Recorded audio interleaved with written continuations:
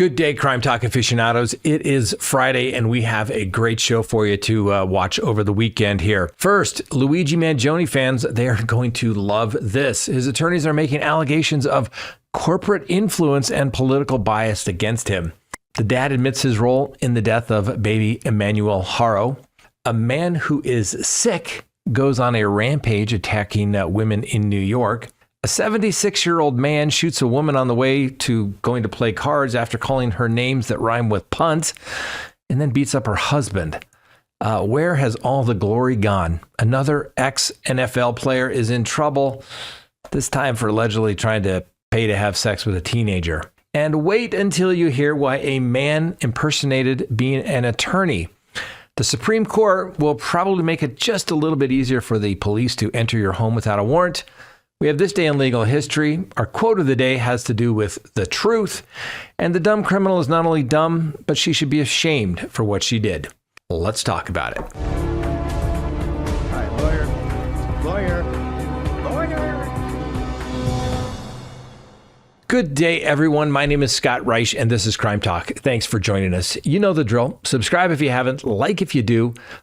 Leave me a comment below, hit that little bell for notifications, and yes, you can check us out on any of your favorite podcasting apps. Now, before we get to the docket, let me remind you to go to crimetalksearch.com, sign up for that background subscription service today. When you do, you'll be able to do as many background searches as you desire on anyone here in the United States, and you're going to get a report literally prepared while you wait and then emailed to you, and you can even get updates on it. And you're going to find out social media presence. You're going to find out email addresses. You're going to find out phone numbers, criminal history, married, divorced.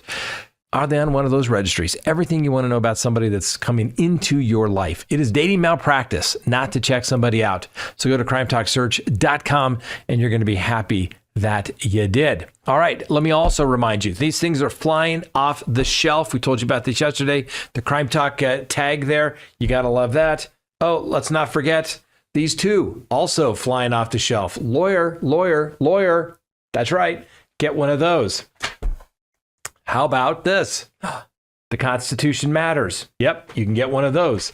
And also, if you want to get the best dog treats in the world, yep, there's a link also down below for these CBD dog treats. You know, all the good stuff. You know, not all that stuff that makes you high. No, the good stuff. If it's good for people, it's good for your dogs. Go check it out. You're going to be happy you did. All right, let's go ahead and get to the docket today for Friday, October 17th, 2025. And yes, Luigi Mangione, allegations of corporate influence and political bias. Everything that Luigi Mangione hates. That's right. And in the ongoing federal prosecution of Luigi Mangione, the man accused of the December 2024 murder of United Healthcare CEO Brian Thompson, new filings reveal the defense's arguments centered on potential undue influence from the insurance giant and the Trump administration. These claims suggest a concerted effort to frame Mangione as a politically motivated extremist, which could compromise the fairness of his trial and the pursuit of the death penalty. Now, Mangione, who's currently detained in a Brooklyn facility, faces federal charges including stalking and firearms-related murder charges in the Southern District of New York, alongside a parallel state proceeding in the New York Supreme Court. Now, the incident, captured on surveillance footage, involved a hooded assailant fatally shooting Thompson in the back in a downtown Manhattan during the early morning hours as he was going to an investors conference.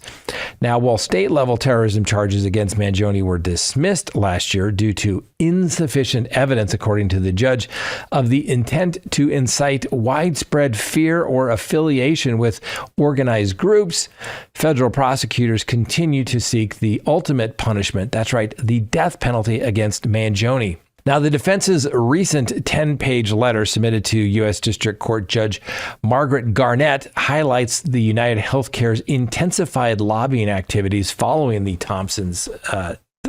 death of Thompson. Drawing from a September 2025 Wall Street Journal analysis, the filing notes a significant uptick in the company's expenditures on advocacy in Washington, D.C. This included meetings between the United Healthcare representatives and high-level officials at the Department of Justice and the White House, such as the Chief of Staff.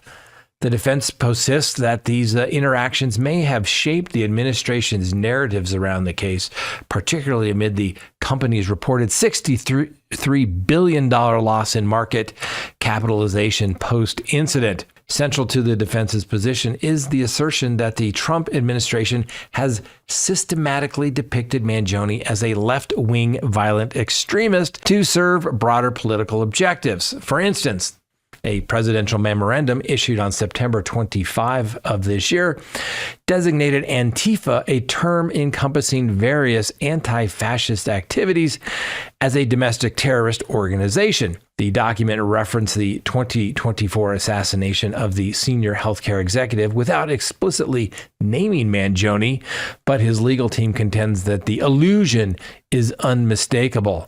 Additionally, President Trump and FBI Director Kash Patel have invoked Mangione's case in discussions of unrelated high-profile crimes, such as the September 2025 killing of conservative commentator Charlie Kirk, further politicizing the proceedings.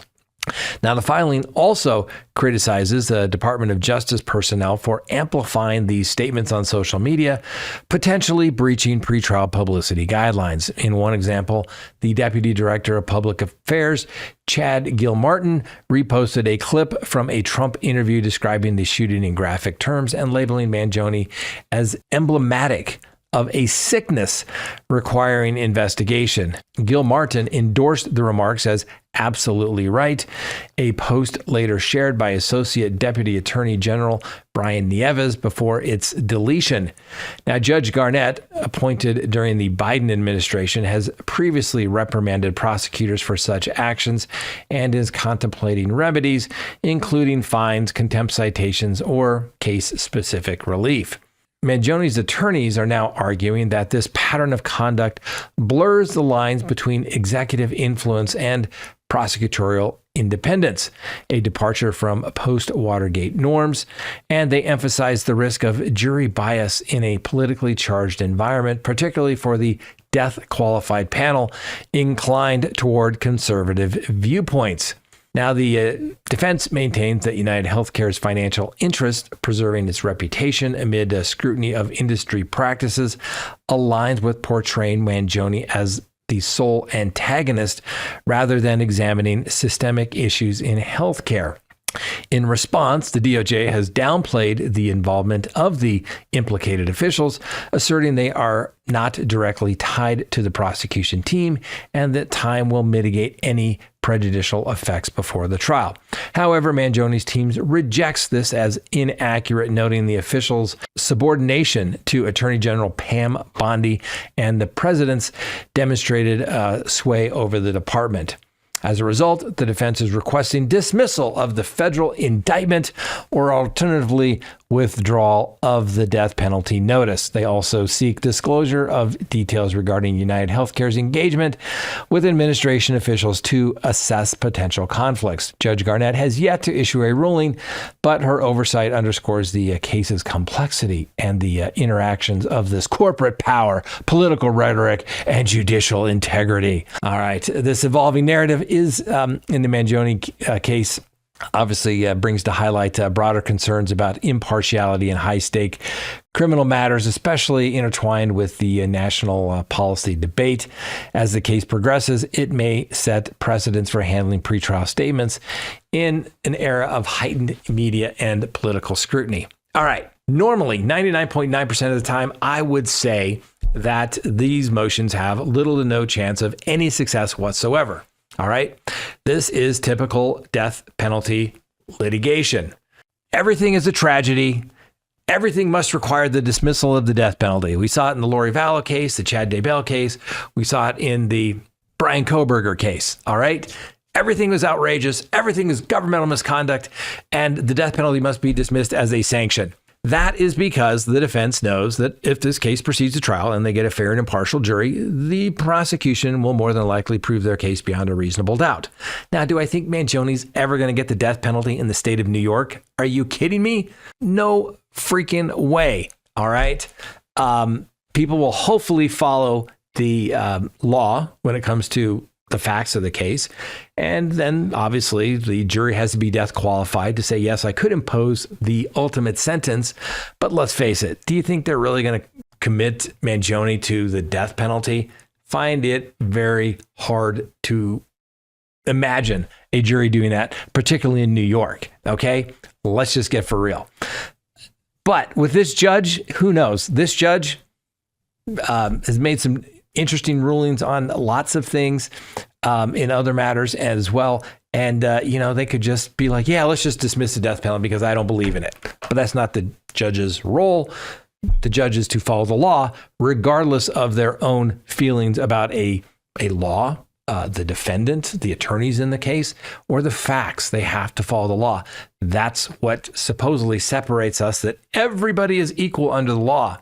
You apply the facts to the law and you get the result. Does it really show equal justice if the judge going to not follow the law and do what they think is right? No, the legislature, Congress decides what the law is. You may not like it, but the remedy is you have to go change the law. You don't get to ignore it. That's the fundamental principle of our legal system. And hey, Luigi Mangione can ride this out. We told you yesterday, right? He's got $40,000 on his commissary books right now. He is living large. He is being comfortable because apparently, that's right, crime pays, at least for Luigi Mangione. Next on the docket, the dad admits his role in the death of baby Emmanuel Haro. So in a chilling development in the case of missing infant Emmanuel Haro, Jake Haro, the dad, who's 32, entered a plea of guilty to charges including murder, filing a false police report, and child endangerment. Now, this admission came during a court hearing on October 16th in Riverside, California, where Jake appeared visibly distraught, shedding tears as he acknowledged his role in the death of his child. Now, you all may recall this case began on August 14th of this year when Emmanuel, a 7-month-old boy, was reported missing from a sporting goods parking lot in California. His mother, Rebecca Haro, initially claimed she had been assaulted, rendering her unconscious, and that upon regaining awareness, she discovered her son had been abducted. Police, however, soon uncovered some, inconsistencies in her story, leading them to conclude that no such kidnapping actually occurred. Investigators revealed that the couple had ceased cooperating with law enforcement shortly after report, prompting a shift in the probe's focus. By August 22nd, both Jake and Rebecca were arrested on suspicion of murder. Officials now believe Emmanuel perished days prior to the fabricated report, with the last confirmed sighting of the child on August 5th of this year.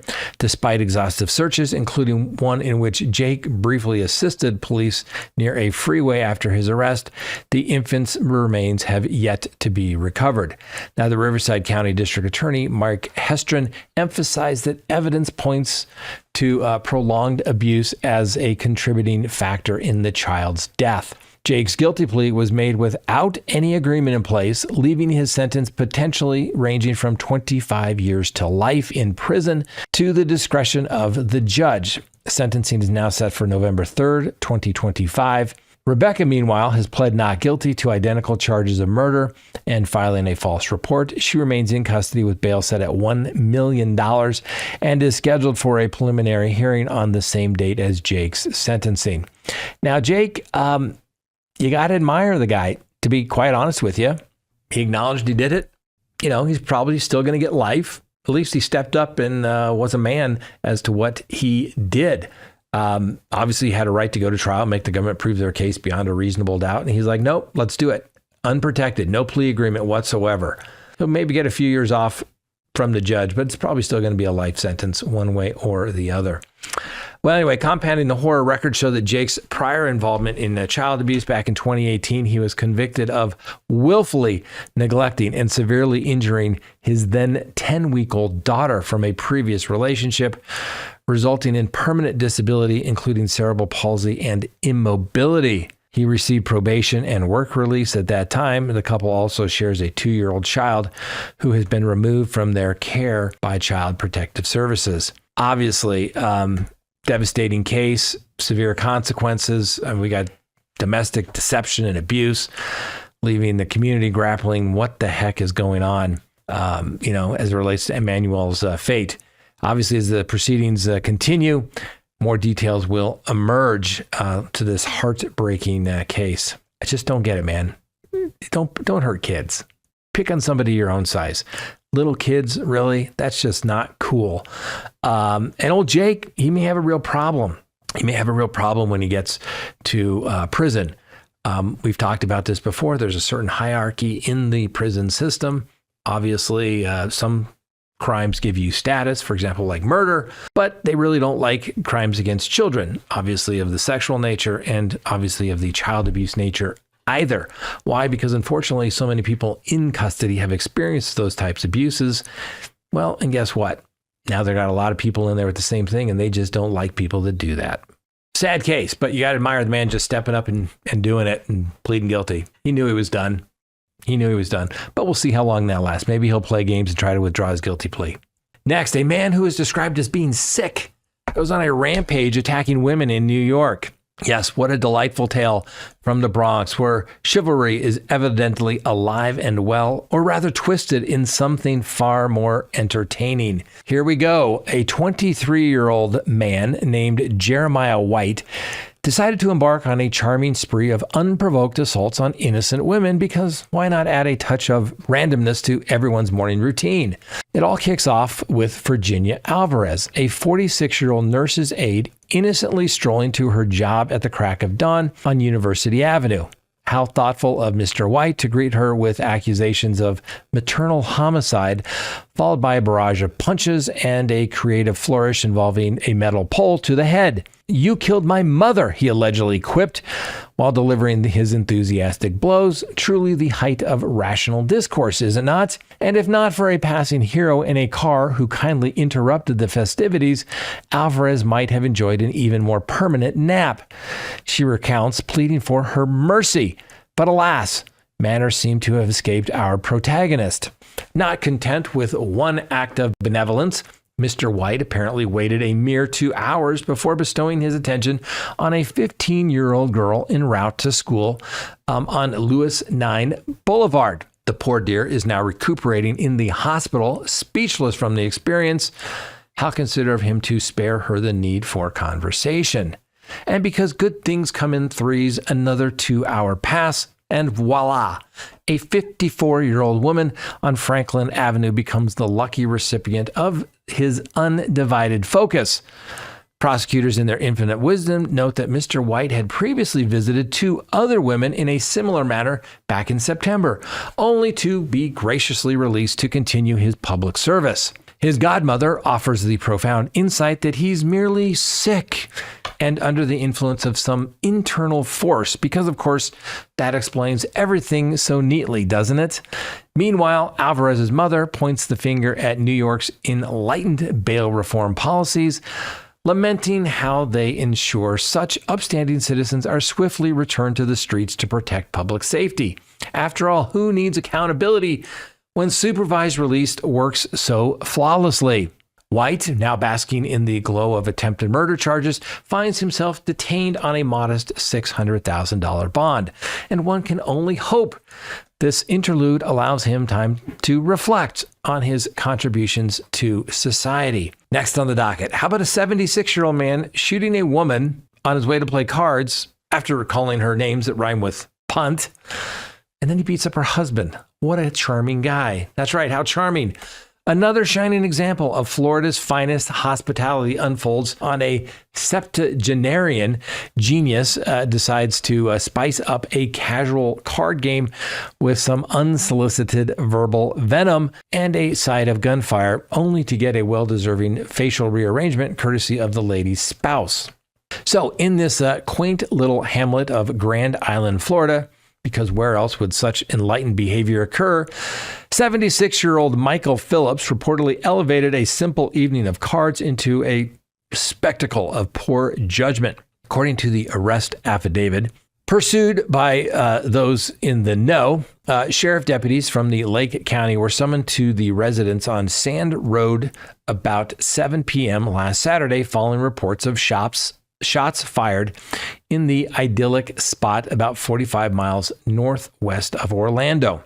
Upon their arrival, officers discovered the female victim nursing a bullet wound to the arm, while Phillips himself sported some impressive battle scars on his face.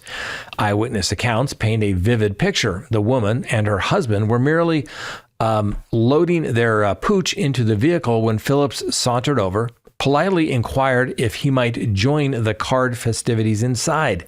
But wait, it gets even more sophisticated. As he moseyed towards the door, Phillips allegedly pivoted, graced the woman with the eloquent slur of "you're a effing," rhymes with punt, and then in a stroke of brilliance whipped out a firearm from his pocket to puncture his point by blasting her. In a stroke of brilliance, whipped out a firearm from his pocket to punctuate his point by blasting her. Naturally, her husband, ever the chivalrous type, sprang into action, delivering a thorough thrashing to Phillips and relieving him of his trusty sidearm, which was then set aside on a table. Now, the victim later informed investigators that Phillips had kicked things off by smugly declaring, "Don't trust what she says about her." And when she dared to question this profound insight, he responded in his choice of expletives. After being read his rights, like he was going to salvage his dignity, Phillips confessed to drawing the weapon, but spun a tale of someone grabbing him, causing the gun to discharge, accidentally, of course, and obviously striking the woman by accident. When pressed on his rationale for brandishing a firearm in the first place, he offered the gem that he had questions and figured this was the foolproof method to extract some answers, all while believing it was perfectly within the bounds of the law, apparently, because obviously nothing says civil discourse like waving a pistol around at somebody. Anyway, Phillips was promptly hauled off to the Lake County Jail, where he's cooling his heels on a $25,000 bond. His moment in the spotlight continues with a court appearance slated for November 10th. Just another day in paradise, folks. Ah, yes. How the mighty have fallen. Yet another NFL player in some trouble. This time apparently having to do something with some money in exchange for something from a teenager. That's right. How the mighty have fallen. Or should we say, stumbled into the most predictable trap imaginable. Former NFL running back Jay Graham, now moonlighting as a high school football guru in Tennessee, found himself in handcuffs during a brilliantly orchestrated prostitution bust. Apparently, he mistook a phony escort site for the real deal and eagerly forked over $120 for what he believed to be was a rendezvous with a 16-year-old girl. Because nothing says role model quite like that level of judgment, does it not? Anyway, the 50-year-old was promptly nabbed on Wednesday upon arriving at a Nashville hotel, where he handed the cash straight to the undercover officer. Talk about a fumble he won't live down. And according to the police, he's facing charges of patronizing prostitution involving a minor and soliciting a minor for aggravated statutory rape. And his bail is now generously set at $45,000. Very thoughtful. Anyway, Graham's illustrious past includes starring at the University of Tennessee from 1993 to 1996, racking up over 2,600 rushing yards as an all-SEC standout. He then graced the NFL for 5 seasons with teams like the Baltimore Ravens, Seattle Seahawks, and the Green Bay Packers, amassing a whopping 454 yards and 2 touchdowns before hanging up his cleats in 2002. Post-retirement, he embarked on what most players go and do, coaching. And that coaching odyssey covered various colleges, never even snagging a national championship ring with Florida State in 2013. He coached running backs at Tennessee in 2012, and again from 2020 to 2022, only to bow out, citing mental health concerns. A brief coordinator gig at the East Tennessee State followed, including his March hire at the Centennial High School in Franklin. Naturally, upon hearing the delightful news, the Williamson County Schools wasted no time axing him from coaching duties and barring him from campus. His teaching role merely suspended thanks to bureaucratic red tape, and a district rep assured everyone there's absolutely no reason for families to worry. How reassuring. Coincidentally, he was trying to meet up with somebody the same age of the people he was teaching at in high school. 16. Huh. What do we say here about CrimeTalk all the time? Why do people go places like that? Because that's where the kids are, ladies and gentlemen. Be careful about people who want to hang out with your kids. Anyway, for good measure, 2 other geniuses, age 46 and 20, got swept up in the same operation on similar charges. That's right, because misery loves company. And wait until you hear why a man impersonated being an attorney. Why would anybody want to do that? I don't know. People really knew what if people really knew what being an attorney involved, they wouldn't want anything to do with it. Anyway, some genius in Oklahoma allegedly faked being a lawyer so he could sneak a smooch with his jailed girlfriend. Because nothing says true romance like impersonating a professional to bypass security. So according to the ever-vigilant prosecutors, this smooth operator, Aaron Oldham, strolled into the Oklahoma County Detention Center on October 13th, supposedly to handle some power of attorney forms for his client, his 41-year-old Christian Hillier. How convenient. He waltzed right into the attorney's only visitation zone, fooling the staff into thinking he was legit. But wait for the plot twist. Once alone in the booth, he ditches the paperwork charade and goes full rom-com with hugs and kisses. Shocking, right? Who could have seen that coming? Of course, the police caught on pretty quickly, and Mr. Oldham isn't exactly bar certified, it turns out. 0 legal credentials or license or his name. So they slapped him with a false impersonation charge right there in Oklahoma City. But hey, Oldham insists it's all just a hilarious oopsie. A silly misunderstanding.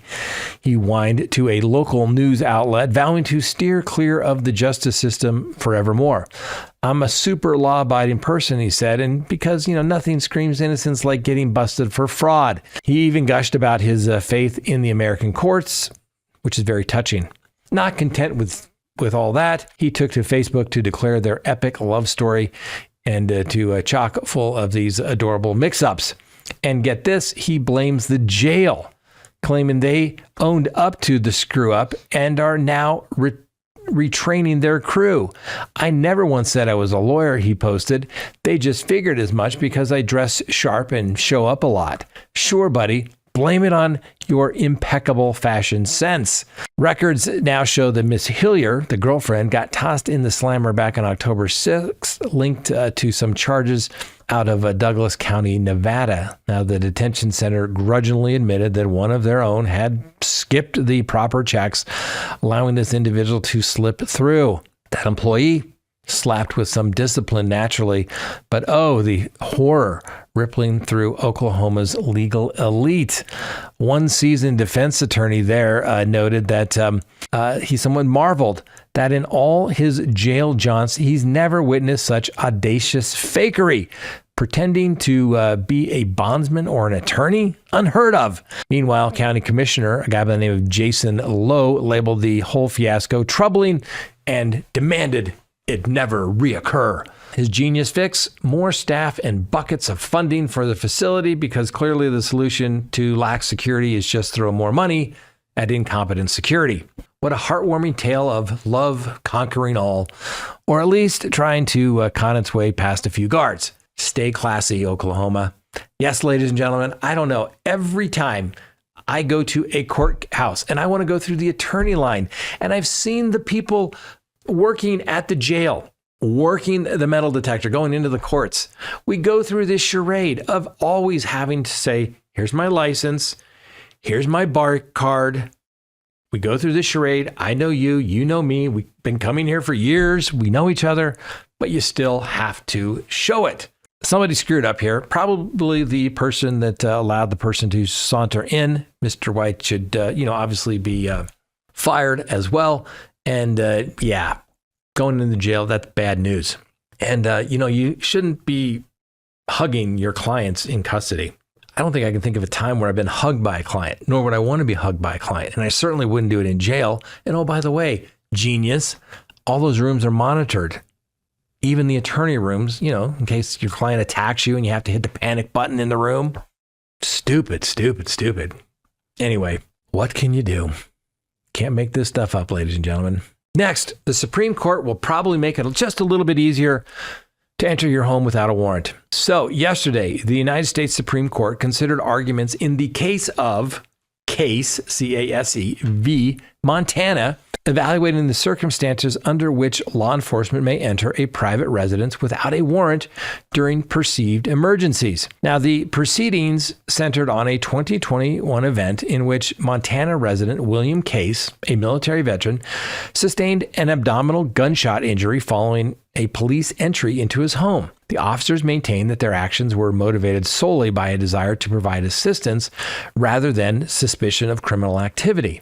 The core issue before the court was the degree of certainty required for officers to justify such warrantless entries in non-criminal situations. So, during the approximate 75 minutes of oral argument, a majority of justices indicated a preference for granting law enforcement greater discretion in these types of scenarios, rejecting the stricter probable cause requirement proposed by Mr. Case's attorneys. Now, the incident originated from a report by Case's former partner to authorities in Anaconda, Montana, alerting them to his threats of self-harm and potential violence toward responding officers. Responding officers were acquainted with Mr. Case from previous encounters, including a suicide threat at his workplace and an instance where they suspected he aimed to induce a fatal confrontation with police.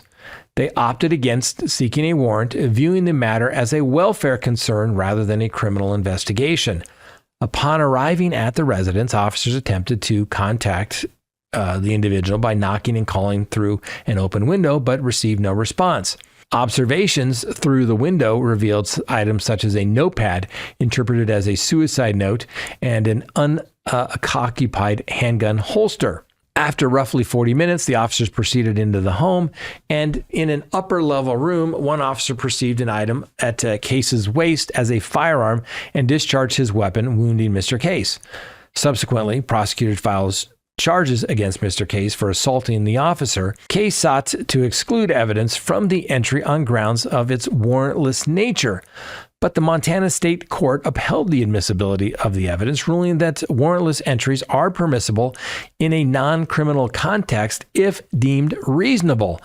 And Case appealed to the United States Supreme Court, which accepted the case in June. And sometimes when they hear the case, they want to hear it to reverse it. But then they get to oral arguments, and then you can kind of get a flavor for where the justices are going. Now, in advocacy for Mr. Case, attorney Fred Rowley argued that historical precedent prohibits warrantless home intrusion by government officials absent probable cause, urging the court to maintain this fundamental principle. Conversely, the Montana Solicitor General, Christian Corrigan, contended that the Fourth Amendment safeguard against unreasonable searches, not all warrantless ones, and that imposing a probable cause threshold lacks constitutional or historical foundation. He warned that such a mandate could compel officers to prioritize legal deliberations over life-saving interventions. Now, Raleigh's proposed standard requiring probable cause to believe an individual faces serious injury or imminent threat encountered reservations from justices across ideological lines. Justice Clarence Thomas questioned the application of probable cause beyond criminal investigations.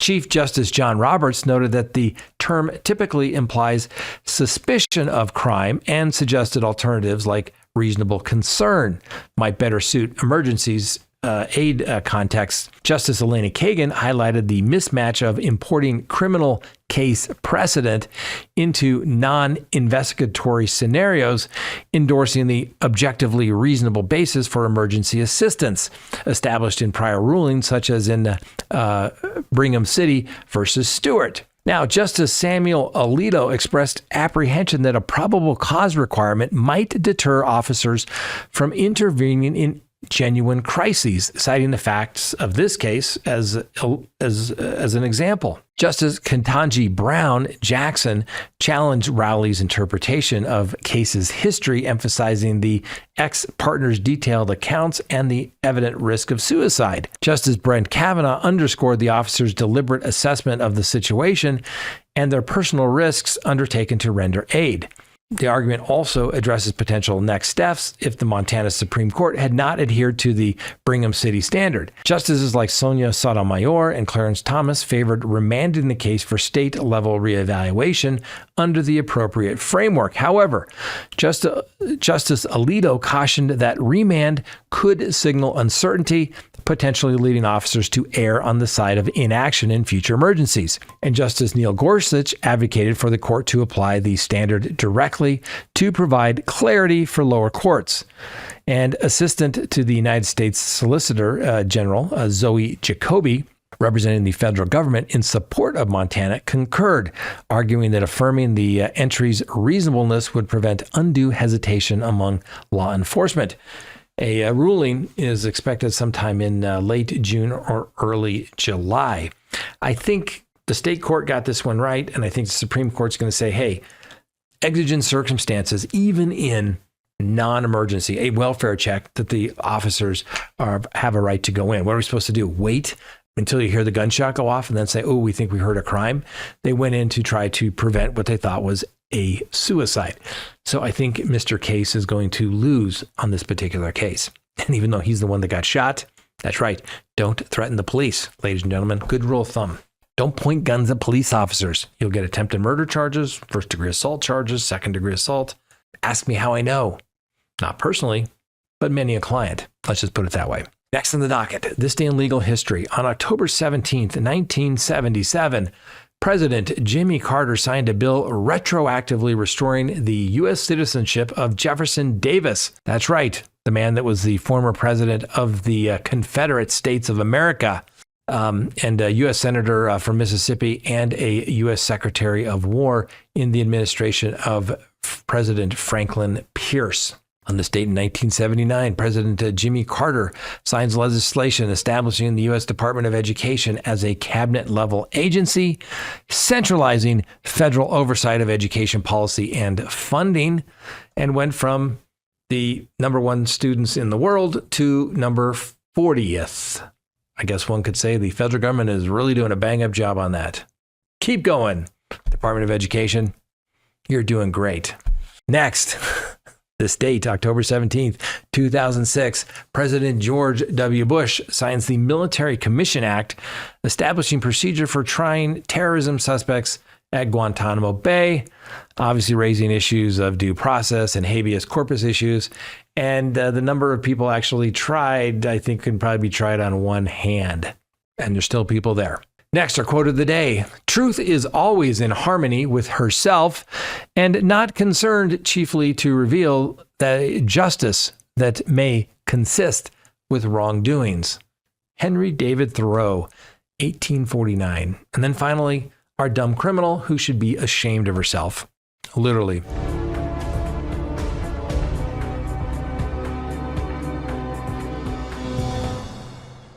A Florida woman decided to spice up her life by dialing up the cops with a tale of a mystery man storming her home, slamming her to the floor, and committing a sexual assault. Because, you know, nothing screams entertainment like wasting police resources on a complete fabrication. She even claimed to have snapped a picture of this phantom creep lounging on her couch in St. Petersburg. Talk about multitasking during a supposed crisis. Naturally, a swarm of police officers and forensic whizzes rushed over to investigate the spot where Brooke Chenault, the 32-year-old mom of two, swore the October 7th nightmare unfolded. But lo and behold, a quick peek at her evidence revealed ChatGPT, of all things, whipped it up. And get this, the image was tucked away in a deleted folder from days before her so-called ordeal. Shocking, right? Who could have seen that plot twist coming? Well, Miss Chenault was slapped with charges for fabricating the entire sordid story. She cooled her heels in jail for a night before coughing out $1,000 for bond. And as for why she pulled such a stunt, well, your guess is as good as the cops. According to the reports, everything's mum. As for motive for this ridiculous charade. Meanwhile, on her Instagram, she's pontificating about Domestic Violence Awareness Month and her own alleged years in an abusive setup. He sexually assaulted me, but all I can say is I survived. I made it out, she penned, as if that's not the height of irony. Please.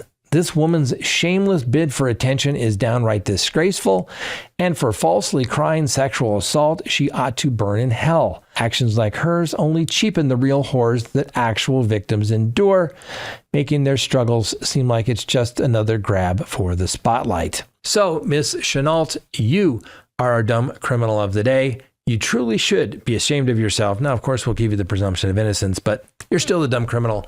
And yeah, you should be ashamed of yourself. All right, everybody, that's all we have for you this week. Hope you have a wonderful weekend. Make sure you catch the weekly recap on Sunday as well. And always remember and never forget, that's right, the Constitution matters.